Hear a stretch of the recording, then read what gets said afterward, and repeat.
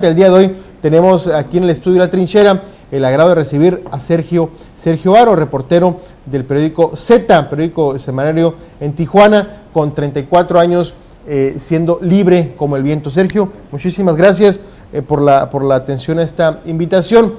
Principalmente, Sergio, hay un documental, se llama Reportero, que circula del 2012 aquí en México a través de esta pues empresa ambulante, un programa entre Diego Luna y Gael García. ¿Qué presenta este documental Reportero? Es un documental donde se me quedó muy grabada la frase que dices: yo voy a ser reportero por toda mi vida. Sí, pues de entrada, gracias por la invitación. Pues yo creo que el documental para mí ha sido una verdadera sorpresa, pues todo lo que ha significado, ¿no? De entrada, yo creo que es una parte de una especie de corte histórico de lo que ha sucedido aquí en Baja California o en la región, no solamente en términos del periodismo, sino en términos de la inseguridad y toda esta situación que desafortunadamente ahora se está atravesando en todo México. Y por otro lado, también yo creo que es importante el dignificar la profesión de reportero, ¿no? De repente, y esto lo he repetido muchas veces, de repente hay gente que piensa que nos metimos en esto porque no teníamos otra forma de trabajar, otra chance de trabajo, y pues me meto reportero. No, yo creo que el reportero es una profesión perfectamente loable, digna, y se debe de ejercer con profesionalismo. Y es de las pocas que es por convicción, casi no, Sergio. Pues lo que dicen de que de repente ustedes están en situaciones difíciles, de crisis, mal pagadas, y aparte los amenazan, y yo no sé qué le encuentran a todo eso.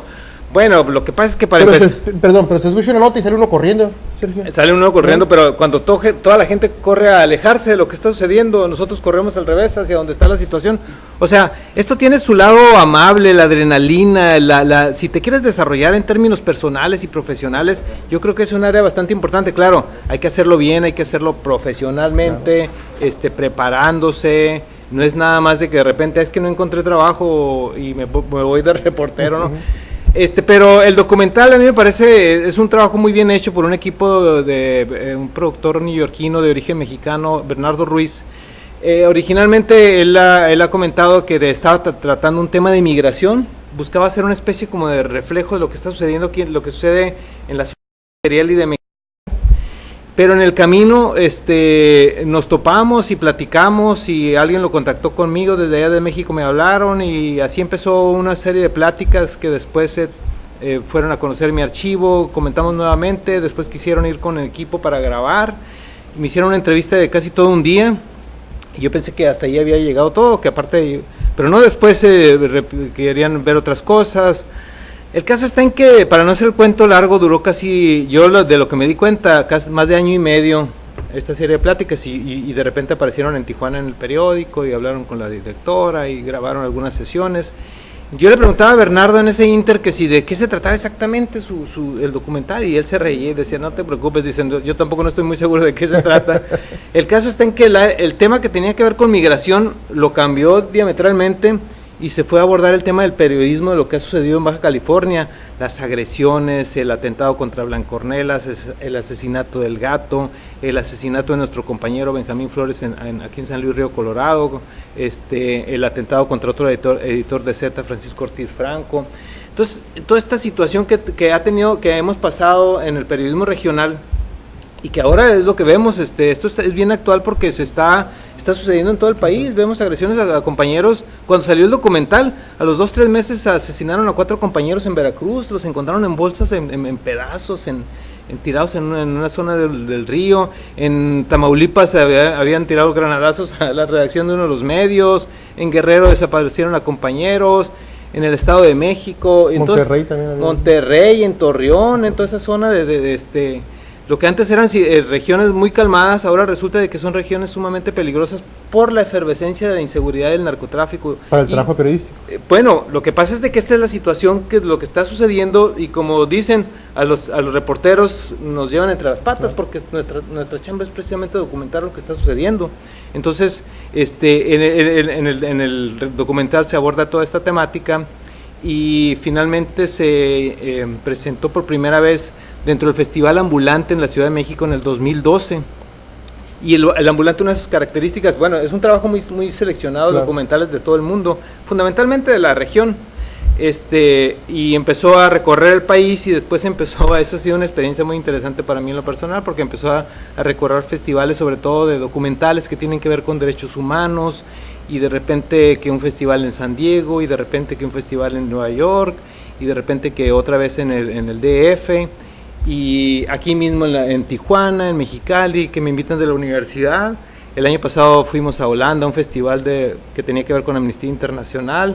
Hace como un mes todavía, de Guatemala, un festival muy importante de documentales, Memoria, Justicia, me invitaron para participar. Yo creo que lo importante es de que se dé a conocer la situación de lo que está pasando en México en términos del periodismo. Y en este momento, Sergio, está nominado este documental en los premios Emmy. Sí, esa información apenas nos llegó la semana pasada. Para empezar, la productora Quiet Pictures envió un comunicado donde decía precisamente eso de la nominación, pero además mencionaba que el documental ya había recorrido, y eso a mí me consta porque a nosotros nos llega toda la información, había recorrido ya Europa, América, en Estados Unidos ha estado hasta en Alaska, en varias partes, traducido a varios idiomas, y que ahora resulta que lo nominaron a los premios Emmys. Yo la semana pasada andaba de vacaciones y me empezaron a llegar algunos mensajes, y entré porque no estaba ni siquiera muy bien seguro, bueno, ¿de qué se tratan los Emmys? Y ya entré en internet y bueno, hasta donde entiendo es un premio muy importante en la televisión norteamericana sobre todo, y en este caso el documental de Reportero va dentro de la programación que presentó el programa de la televisión pública en Estados Unidos, PBS, con una nominación.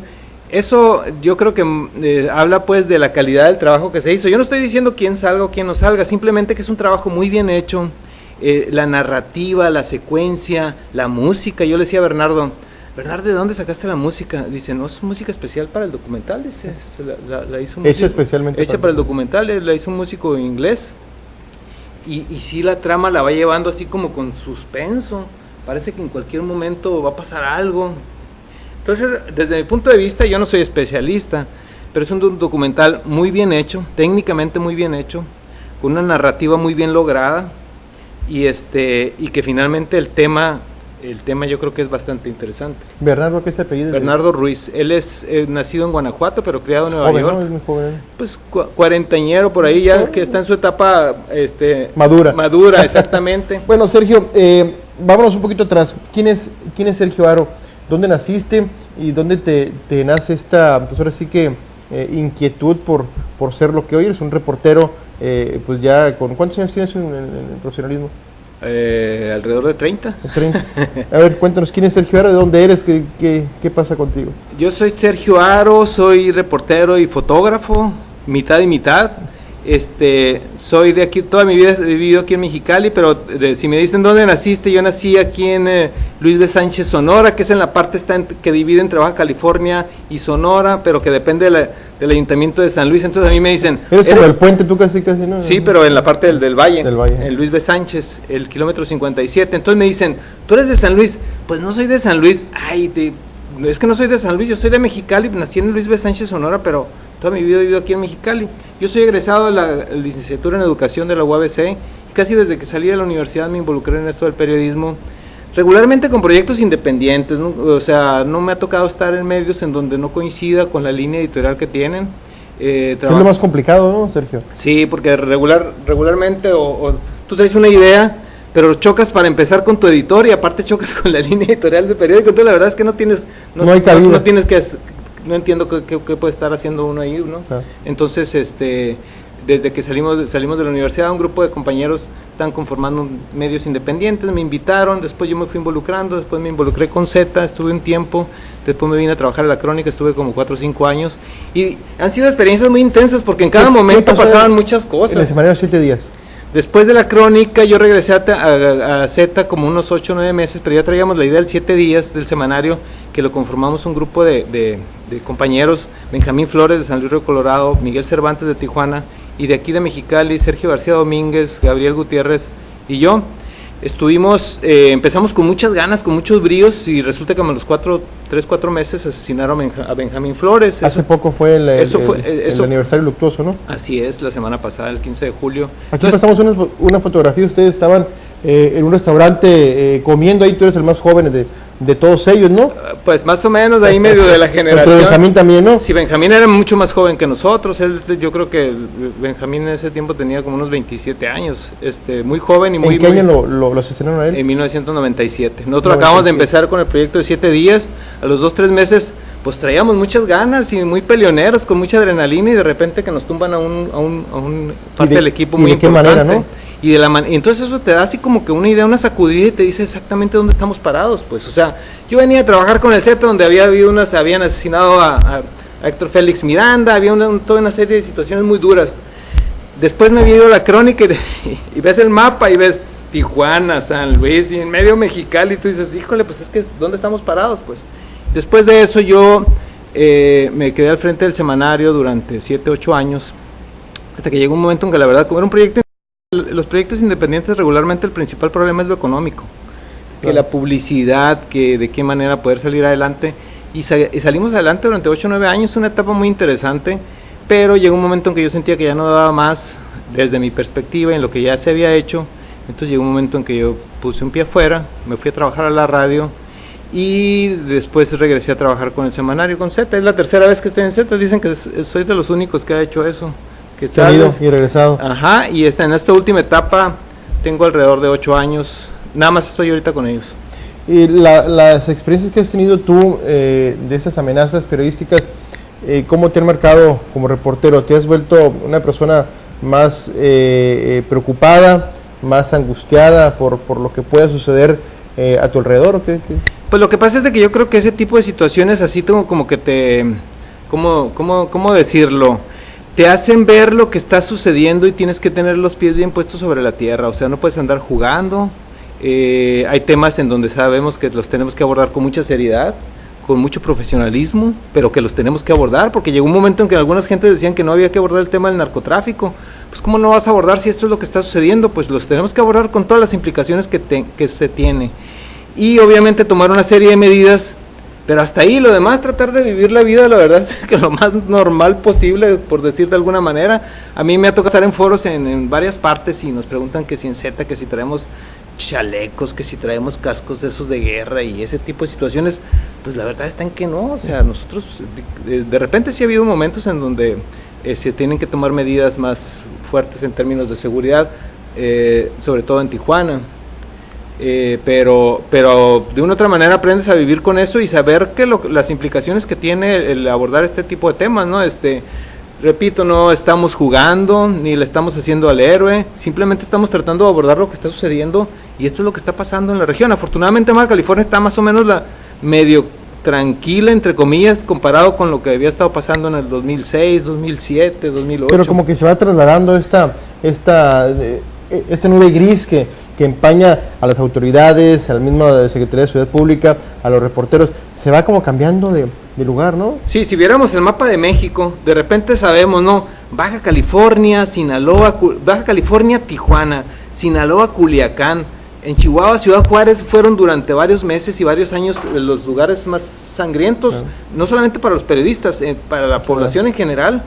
Y de repente ya las noticias vienen. Tamaulipas es una carnicería horrible lo que está sucediendo. Han pasado cosas en el Estado de México, en Veracruz, zonas bien turísticas, en el centro de Veracruz, ahí donde está esa de los voladores de Papantla, que es como si fuera aquí la Justo Sierra de Mexicali, y de repente aparecieron unos pickups con 25 cuerpos ahí apilados en de redilas, en una de las zonas más céntricas, en Cancún, aquí en Baja Sur, no se diga en Guerrero, en Michoacán, o sea, de repente. Y cuando lo dice uno fuera del país, de repente dices tú, híjole, yo no quiero decir que México está lleno de sangre y que hay un desastre por todos lados, pero esto es lo que ha sucedido, pues. Entonces, y desafortunadamente en muchas de las situaciones tienen que ver las autoridades, la corrupción, la impunidad. Siempre que hay este tipo de cosas, salen policías que estaban apoyándolos, que estaban protegiéndolos, que estaban trabajando del otro lado. Entonces ese es un elemento bien importante que de una u otra manera posibilita todo ese tipo de situaciones. Lo que está pasando en Tamaulipas, ¿cómo puede ser posible? En Monterrey, que bloqueaban la ciudad los narcotraficantes. Camiones encendidos, ¿no? Ajá, en Tamaulipas, que lo que encontraron ahí en San Fernando, un rancho con 72 cuerpos. Y eran casi puros migrantes, ¿no? Y no fueron los únicos, después empezaron a encontrar más fosas y fueron arriba de 200, 300, o sea, ¿cómo puede desaparecer tanta gente sin que nadie se dé cuenta, entre comillas? Pues, o sea, Esa es la realidad de nuestro país, desafortunadamente. Lo comparamos con Baja California, sí han seguido casos, hay asesinatos por narcomenudeo en Tijuana, aquí en Mexicali, en el Valle, pero no al mismo nivel del 2006, 2007. Y bueno, la idea, de una otra manera, se ha ido avanzando aquí en Baja California. Yo creo que cada quien tenemos que hacer la parte que nos corresponde. A nosotros nos corresponde informar lo que está sucediendo, a las autoridades perseguirlos, al Poder Judicial juzgarlos. Pero a veces es difícil, Sergio, por ejemplo, tú trabajas en un periódico en el cual la denuncia es un parte elemental del periódico Z. ¿Cómo te enfrentas o cómo responden los funcionarios cuando les pides una entrevista, siendo que Z ahora sí que los descobija? Pues es muy buena pregunta, porque ha habido como diferentes momentos. Después de que perdió el PRI en el 89, en el 89, de repente, y a nosotros nos estrellaron la puerta en las narices literalmente con el último gobierno del PRI aquí en Baja California. Después de repente los panistas así como que pensaban que estábamos de su lado como aliados, como cómplices, socios, no sé cómo decirlo. Y entonces había así como que alfombra roja, lo que no estábamos acostumbrados. Pero después empezó nuevamente a ponerse las cosas en su lugar, y actualmente, no te digo que en todas partes o sea, es así como que muy contrastante, porque hay áreas en donde de repente nos abren las puertas bien y nos reciben muy profesionalmente. Yo lo que pido, que sea algo profesional, no es por amigos o que nos caemos bien, es un trabajo, es una situación profesional. Pero hay otros de que no te dicen que no, pero que de todo mundo te dan la entrevista. O sea, sí, espérate, yo te busco, te marco mañana, pasado, de aquí al lunes, sobre todo los áreas los encargados del área de comunicación. Ese filtro es lo peor, ¿no? Son los que hacen el trabajo sucio, ¿no? Porque, no el funcionario, sí, claro que sí, ponte de acuerdo con fulanito, y ahí vas con fulanito, con eso ya no. Y ahí valió gorro, y ahí se pierde. Yo hay una entrevista que tengo tramitando desde hace como 3-4 semanas con el secretario general de gobierno para un tema, y no me dicen que no, pero tampoco me han dado cita, por ejemplo.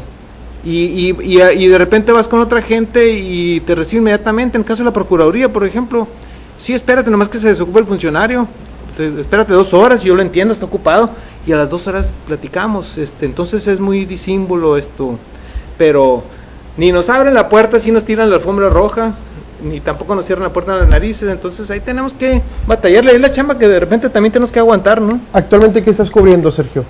Pues a nosotros nos toca cubrir la situación de Mexicali. Yo soy parte del grupo de editores, entonces es muy curioso porque no se cubre una sola temática. Lo que sí es de que tratamos de cubrir, obviamente, ¿no?, hacer reportajes, que es el trabajo principal. Entonces son diferentes áreas.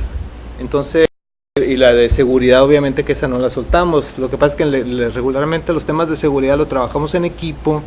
Son notas que no se firman, son notas que las armamos entre varios, pero aparte, por ejemplo, la semana pasada estaba platicando con los familiares de los sobrevivientes del accidente en San Felipe, que se estaban quejando de cómo que no habían sido los marines los que rescataron. Lo que pasa es de que te echaron ahorita entre Ensenada y Mexicali, quién iba por los cuerpos, y oye, los familiares viendo cómo se hinchaban los cuerpos. Y de horas que estuvieron ahí, lo que te comento es de que estuve platicando con ellos, con todo lo que implica, pues, o sea, estar viendo el drama de toda una familia, y en el camino, a los 15 minutos, ya te cambias el tema, y estaba platicando con alguien sobre el problema de los subsidios, y de repente dice uno, híjole, o sea, abordamos muchos temas, lo cual es bueno, pero lo ideal es especializarse en solamente algunas de las áreas, que a veces no es posible, pues, porque, bueno, aquí en Mexicali en el semanario solamente somos 2-3 personas. En este momento, ¿cómo ves el panorama político aquí en Mexicali? Al alcalde Jaime Díaz, a Kiko Vega, ¿cómo los ves ahí trabajando? Pues es lo que hemos comentado ahí en el periódico. En el caso del Estado, pues pareciera como que no termina de arrancar el gobierno. Estamos casi un año. Arrancó con el CRIT, anda muy preocupado por el CRIT. Pues ¿no? Sí, pero y todas las demás áreas de gobierno. En el solo área de trabajo de desarrollo social se le está enfocando mucho a la situación del CRIT, pero por otro lado hay muchísimos problemas que tienen que ver con la social, los migrantes, los centros de rehabilitación, las casas hogar. Ahora con el calor aquí en Mexicali, toda una serie de situaciones, y de repente los millones para el CRIT de Televisa. Y bueno, finalmente, es lo que estamos viendo a la gente. En el caso de Mexicali, pues es una situación bastante complicada que yo creo que el alcalde no la no termina de ver cómo le va a hacer, porque primero que la crisis que dejó el anterior ayuntamiento y que las deudas y la situación financiera, pues sí, pero ya estamos ahora en julio, renunciaron dos, uno de ellos aquel que fue a encarar a Gabriel Gutiérrez ahí Reyes por el tema contacto, ya renunció y era uno de sus gentes más cercanas. Era el más cercano, lo cambiaron de oficina. Lo movieron para que estuviera cerca, quitaron al secretario del ayuntamiento para poner a Aarón Aguilera ahí para que estuviera muy cerca de Sonia y de Jaime. Y el otro, al parecer de servicios públicos, de admisión urbana, no se fue, al parecer nada más se fue Aguilera. Pues, pero estamos hablando de una situación muy complicada. Cada vez se está complicando más. Y que no vemos que vaya así como que en aras de resolverse, ya estamos hablando igual de 8 meses. Lo de los moches, ¿cómo viste esto? Que los regidores quieren 500,000 pesos para firmarle ahí al alcalde este incremento de 15 pesos. Pues ahí yo creo que hay que ser muy cuidadosos con esa información, porque de qué manera se puede comprobar, de qué manera poder ir sobre algo así más concreto para no precisamente, nosotros tenemos que ser yo creo que muy cautos en términos del seguimiento de la información. Yo no digo que no sea cierto, yo lo que digo es de qué manera poder lo más difícil es comprobarlo para poder cuestionarlo. Sí, ¿no? Lo que puede ser fuego amigo de los propios transportistas. Entre ellos, y mientras desvía la atención y se crea una cortina de humo en función el tema principal aquí tiene que ver con las tarifas de los autobuses y el servicio que dan, la calidad del servicio que dan, y eso en medio está la ciudadanía viendo pimponazos que se están aventando unos y otros, pero y la gente, el usuario del transporte ahorita con el calor de Mexicali, hay que preguntar a la gente cómo la ve, qué opina de que le aumenten otros 4 pesos o cosas por el estilo, ¿no? Sería el último que hicieran, porque nunca al ciudadano nunca le preguntan si está de acuerdo o no en que le suban por lo menos, o sea, de 11 pesos, ahí dice 15 pesos, 4 pesos de un solo jalón, es demasiado, ¿no? O sea, ni siquiera la idea de irlos, de hacerlo paulatinamente, 1 peso por año, ¿no? Pues sí, yo creo que es una cuestión ahí de obviamente que los transportistas están en su derecho, ellos quisieran cobrar 20, 25 pesos, pero y el usuario, y dice uno, ay, pero es que 4 pesos no es nada. Pues sí, pero hay gente que tiene que tomar el autobús 2 o 3 veces en el mismo día. Y sumándole. Y súmale a la semana, y súmale lo de su familia, y resulta de que ahí se va una buena lana, o sea, y además que estamos hablando de un sistema de transporte, pues la verdad está en que ¿cómo decirlo? De una calidad muy hay mucho que mejorar, o sea, uno mismo, a ver, deja el carro un día, vete en el camión aquí a donde estamos, tienes que agarrar que los tiempos, los 2 camiones, los tiempos, los calores, dan como 3 vueltas por donde mismo. Exactamente, entonces dices tú de repente, oye, hay gente que eso lo está viviendo diariamente, es parte de su vida cotidiana, o sea, ahí hay un problema muy serio que igual no se vislumbra, no se mira la luz al final del túnel, y yo creo que ahí todos tendrían que poner algo para que se mejorara, ¿no? Sergio, por último nada más, este documental lo pueden ver en el portal de la Televisión Pública de Estados Unidos, pbs.org. Usted métase ahí a través de internet y va a poder ver este documental que próximamente estará participando como, pues ahora sí, uno de los candidatos a recibir este premio Emmy, que premia a lo mejor de la televisión de Estados Unidos. Es como si fuera el Oscar, pero en este caso para la televisión en Estados Unidos. Sergio, muchísimas gracias. ¿Algo que quieras agregar? No, al contrario, gracias por la invitación, me da mucho gusto estar aquí, me parece que este es un proyecto bastante interesante, bastante importante. Muy joven el proyecto, pero así es, en televisión 4 meses. Sí, y pues les deseamos lo mejor, mucho éxito, yo sé que ustedes son un equipo ahí bastante competente, entonces profesional, y ojalá y que todo vaya para adelante. Gracias, nos damos un corte y regresamos.